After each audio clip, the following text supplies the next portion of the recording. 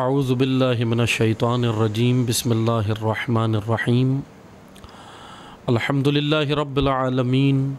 الصلاة والسلام علی اشرف الانبیاء والمرسلین وخاتم النبیین سیدنا و مولانا علی رسولہ الکریم واہل بیتہ الطیبین الطاہرین المعصومین المظلومین اما بعد فقال اللہ تبارک و تعالی فی کتابہ المجید و فرقانہ الحمید بسم اللہ الرحمن الرحیم یا ایھا الذین آمنوا لا تتخذوا عدوی وعدوکم اولیاء تلقون الیہم بالمودہ وقد کفروا بما جاءکم من الحق یخرجون الرسول وإیاکم ان تؤمنوا باللہ ربکم ان کنتم خرجتم جہادا فی سبیلی وابتغاء مرضاتی تسرون الیہم بالمودہ وانا اعلم بما اخفیتم وما اعلنتم ومن یفعلہ منکم فقد ضل سواء السبیل ان یثقفوکم یکونوا لکم اعداء ویبسطوا الیکم ایدیہم وَأَلْسِنَتَهُمْ بِالسُّوءِ وَوَدُّوا لَوْ تَكْفُرُونَ صدق اللہ العلی العظیم۔ محترم سامعین کرام، آپ کی خدمت میں اللہ تعالیٰ کی توفیق سے موضوع گفتگو سورہ مبارکہ ممتحنہ قرآن مجید کا 60 نمبر سورہ ہے، 60 نمبر سورہ ہے، اور اس کی طالب علمانہ تشریح اور تفسیر آپ کی خدمت میں جاری ہے، اور اس کا آج الحمدللہ تیسرا درس ہے اور تیسری نشست ہے۔ گزشتہ 2 دروس کے اندر یا 2 نشستوں کے اندر ہم آپ کی خدمت میں بیان کر چکے ہیں کہ سورہ ممتحنہ کا نام ممتحنہ کیوں پڑا اور اس میں کیا کیا خداوند تبارک و تعالی نے کیا بیان فرمایا ہے۔ اور گزشتہ درس میں ہم آپ کی خدمت میں پہلی آیت جو اس کی ابتدائی آیت ہے اس کی ہم طالب علمانہ تشریح اور تفسیر بھی کر چکے ہیں کہ اس کا مختصر سا میں خلاصہ بیان کر کے آگے آؤں گا آج آیت دوم کی جانب۔ پہلی آیت میں خداوند تبارک و تعالی نے جو اس آیت کے اندر مفہوم ہے وہ میں نے بیان کیا گزشتہ درس میں آپ کی خدمت میں کہ خداوند متعال نے اس آیہ میں ایک صحابی رسول تھے حاطب بن ابی بلتعہ، خصوصیت کے ساتھ انہوں نے جب ایک عمل انجام دیا تو ان کے بارے میں یہ آیت نازل ہوئی، اس کا مصداق وہ قرار پائے، لیکن پیغام خداوند تبارک و تعالی نے حاطب بن ابی بلتعہ کے مثلا ان کو مصداق قرار دے کے پیغام تمام امت اسلامیہ، تمام عالم بشریت کے لیے ہے، کیونکہ قرآن کریم ایک آفاقی کتاب ہے، اس کے لیے زمین و زمان و مکان اور عصر کی قید نہیں ہے، بلکہ یہ ہدایت ہے، اور ہدایت زمین و زمان اور جغرافیائی حدود و عصر اور وقت کی محتاج نہیں ہوتی، ہدایت تمام نسلوں کے لیے ہوتی ہے۔ اللہ تعالیٰ نے آیہ اول میں پہلی آیت میں حاطب بن ابی بلتعہ کا واقعہ میں ذکر کر چکا ہوں، پچھلے درس کی جانب آپ لوگ رجوع کر سکتے ہیں جنہوں نے نہیں سنا، اس میں خداوند تبارک و تعالیٰ نے اگلی پہلی آیت میں اس کا خلاصہ یہ ہے کہ اللہ تعالیٰ نے مسلمانوں کو، حاطب بن ابی بلتعہ نے ایک عمل کیا کہ اپنے جو ان کے گھر والے تھے جو مسلمان نہیں ہوئے تھے، مکہ میں رہ گئے تھے، یا مسلمان اگرچہ ہو گئے تھے لیکن مکہ میں کفار کے درمیان میں رہ رہے تھے، اور حاطب بن ابی بلتعہ مدینہ میں تھے، ہجرت کر کے آئے تھے۔ یہ صحابی مہاجر ہیں، خداوند پیغمبر اکرم صلی اللہ علیہ وآلہ وسلم کے ساتھ انہوں نے ہجرت کی اور مہاجرت کر کے آئے تھے، اور یقیناً مہاجرین کا مقام خداوند تبارک و تعالی نے قرآن کریم میں بیان کیا ہے اور بہت اعلیٰ مقام رکھا ہے۔ بہرحال مقام کے اعتبار سے انہوں نے قربانی دی ہے، ہجرت کی ہے، ان کے جو ہے وہ مثلاً راہ خدا میں ان کی قربانیاں وہ اپنی جگہ بالکل، لیکن خداوند تبارک و تعالی نے انہوں نے پھر ایک عمل یہ کیا تھا کہ اپنے گھر والوں کو مثلاً سیف کرنے کے لیے، اپنے گھر والوں کے تحفظ کے لیے کفار کو کچھ انفارمیشن مسلمان لشکر کے بارے میں دے دی تھی، معلومات پہنچی نہیں تھی ابھی، لیکن انہوں نے ایک عمل کیا تھا کہ دینے کی کوشش کی تھی. انہوں نے کہا تھا کہ میں اگر یہ انفارمیشن، کیونکہ فتح مکہ کے لیے تیاری ہو رہی تھی اور لشکر اسلام تیار ہو رہا تھا فتح مکہ کے لیے، اور انہوں نے جو ہے وہ پیغام مثلاً کفار کو دینا چاہا کہ مثلاً میں یہ پیغام دے دوں تاکہ میرے گھر والے محفوظ ہو جائیں اور ان پہ کم از کم شکنجے کم کیے جائیں، اور جو کفار ہیں ان جو شکنجے اور اذیتوں میں رکھتے تھے مسلمانوں کو جو مکہ میں رہ گئے تھے، یا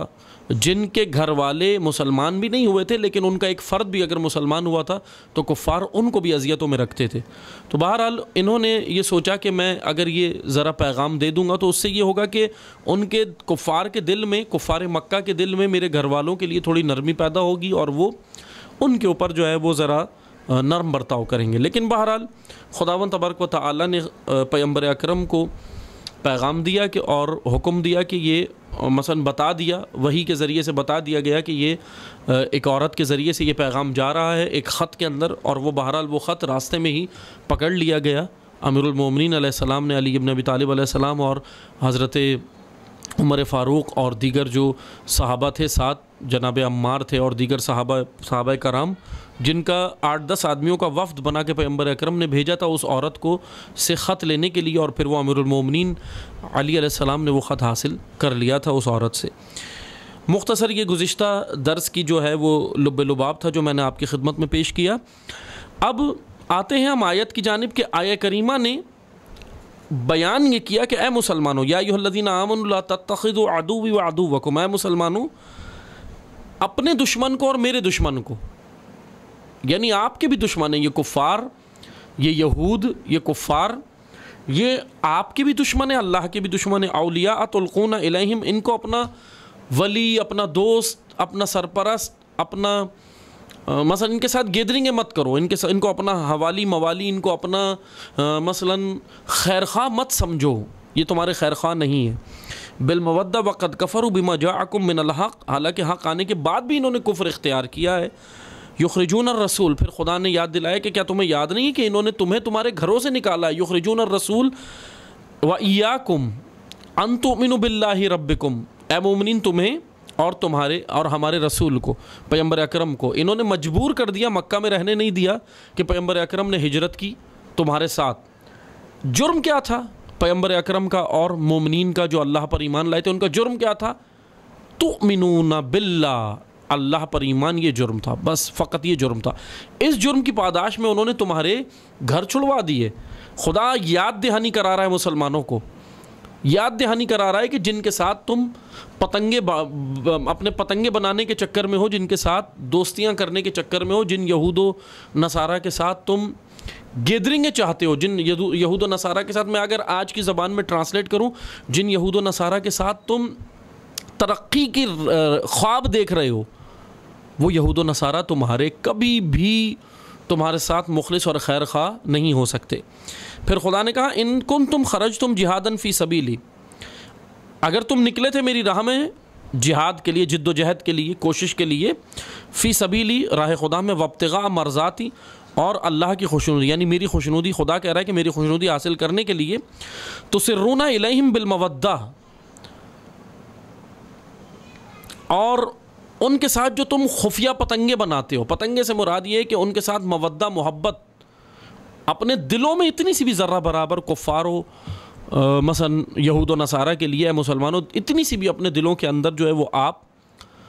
مثلا مودت نہ رکھیں، ان کے لیے کوئی خانہ محبت کا اپنے دلوں میں نہ رکھیں. کون سے یہود، کون سے کفار، کون سے نصارہ؟ اب یہاں ایک فقہی مسئلہ بھی ہے نا، جیسے بعض کہتے ہیں کہ جی یہود و نصارہ اگر آپ کو تکلیف نہیں پہنچا رہے، ایذا نہیں پہنچا رہے، تو بالکل اسلام بھی یہی کہتا ہے. پیغمبر اکرم نے جب مدینہ کے اندر ایک بہترین ریاست قائم کی، بہترین حکومت قائم کی، الہی طرز حکومت، الہی اصولوں پر استوار ایک حکومت جب قائم کی پیغمبر اکرم نے اسلام کی، تو یہود بھی مدینہ کے قریب رہتے تھے، یہود مدینہ کے اندر بھی رہتے تھے، اور مسلمان سلطنت جہاں تک لگتی تھی وہاں یہود بھی رہتے تھے، دیگر کفار بھی رہتے تھے. لیکن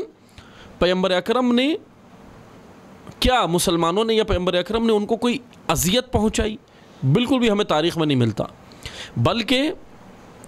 ان کے ساتھ نرم اور اچھا رویہ رکھا، لیکن ہاں وہ کفار جو امن کے ساتھ رہنا چاہیں ان کے لیے بھی پھر امن کا پیغام ہے، ان کو اسلام پھر امن کے ساتھ رہنے کی، اسلامی سلطنت کے اندر امن کے ساتھ رہنے کی دعوت دیتا ہے۔ پھر آپ ان کو، اور باقاعدہ دعوت ہی نہیں دیتا اسلام، ان کفار کو برابر کے حقوق بھی دیتا ہے،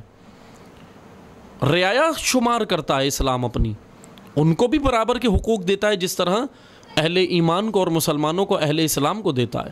یعنی ان کو بھی دیتا ہے۔ لیکن اگر کفار سازشیں کر رہے ہوں اسلام کے خلاف، ولی خدا کے خلاف، کوئی بھی سازش کہیں بھی بیٹھ کر رہے ہوں، تو پھر اسلام ان سے جنگ کا حکم دیتا ہے، ان کے ساتھ جنگ تو بہت ہائی لیول کی بات ہے، بلکہ ان کے ساتھ ذرہ برابر دلوں میں محبت بھی اگر رکھو گے تو اس کی بھی مذمت دین اسلام کرتا ہے۔ بہرحال یہاں ان آیات کے اندر یہی سارا خلاصہ ہے اور یہی باتیں ہو رہی ہیں۔ خدا کہہ رہا ہے کہ تم یہ پتنگیں جو ان کے ساتھ بنا رہے ہو، اتنی سی جو محبت رکھ رہے ہو، یہ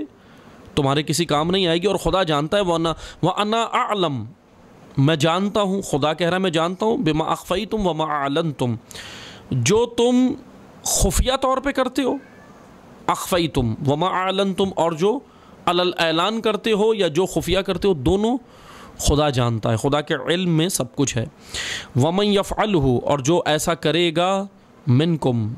فقد ضل سواء السبیل، اس نے سبیل سیدھے راستے کو اس نے ضل کر دیا ہے، ضا لام ضل کر دیا ہے،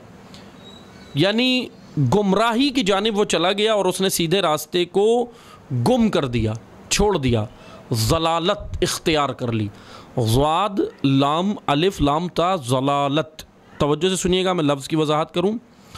ضلالت عربی زبان کا لفظ ہے، ضا کے ساتھ بھی ضلالت ہے، زال کے ساتھ بھی ضلالت ہے، اور زوئیں کے ساتھ بھی ضلالت ہے، یہ مختلف الفاظ ہیں جو استعمال ہو رہے ہیں۔ بہرحال میں آپ کو مختصر سا بیان کروں کہ زال کے ساتھ جو ضلالت ہے، یا زل سے ضلالت نکلا ہے، زال لام زل یا ضلالت، اس کو یہ کہتے ہیں، اس کا معنی ہے پستی،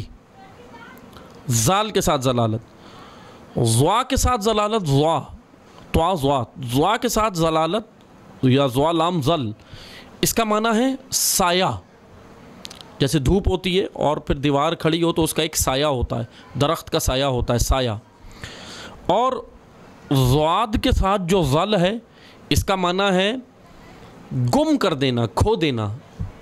یعنی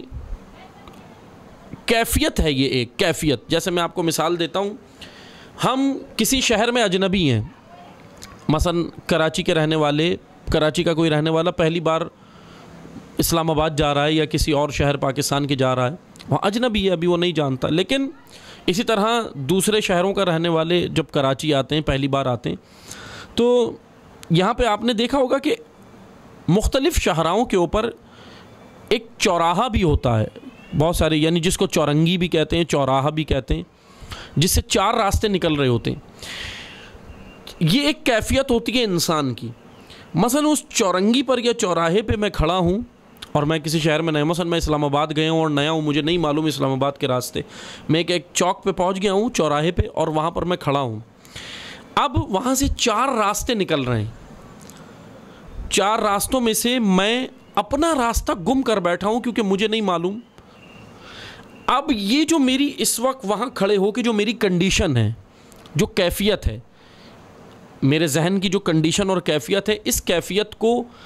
کہتے ہیں، مثلا انگلش زبان میں کہتے ہیں کنفیوژن،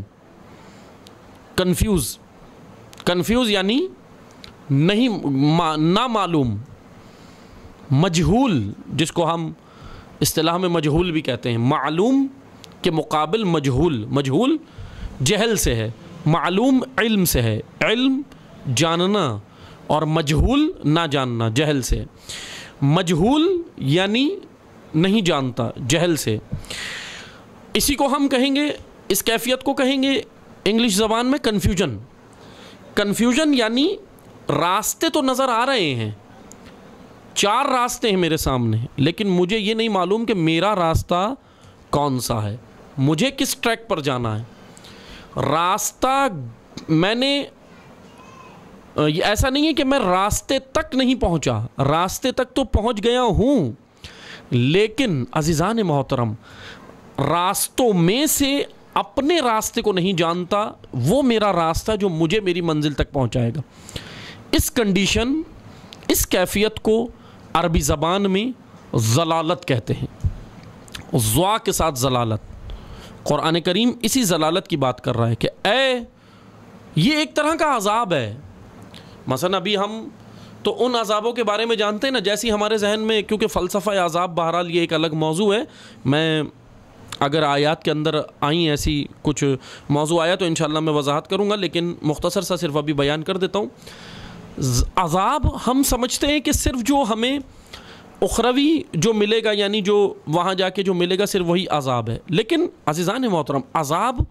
خداوند تبارک و تعالی دنیا میں بھی دیتا ہے۔ دنیا میں بھی انسان عذاب میں پڑا ہوتا ہے، لیکن اسے پتہ بھی نہیں ہوتا کہ میں عذاب میں ہوں۔ جیسے کہ یہی ایک کنڈیشن، مقصد کا پتہ نہ ہونا، اپنے ولی، امام اور رہبر کا پتہ نہ ہونا، اور اپنی منزل کا اور اپنی راہ کا پتہ نہ ہونا، 3 چیزوں کا، مقصد، منزل، مقصد یا منزل ایک ہی چیز ہے، منزل یا مقصد، رہبر یا امام یا ولی، سرپرست،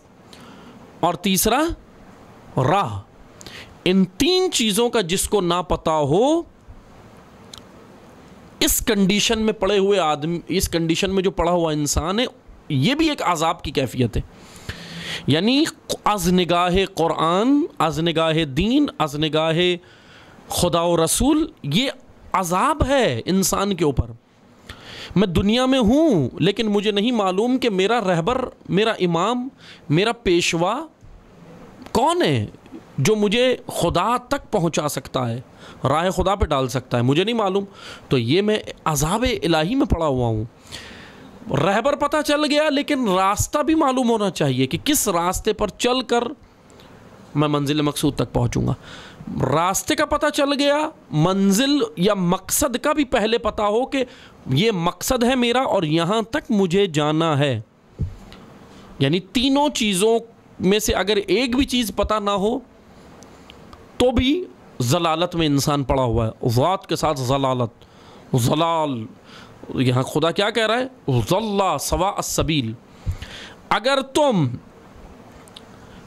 ایسے کفار کے ساتھ، ایسے یہود و نصارہ کے ساتھ اے مسلمانوں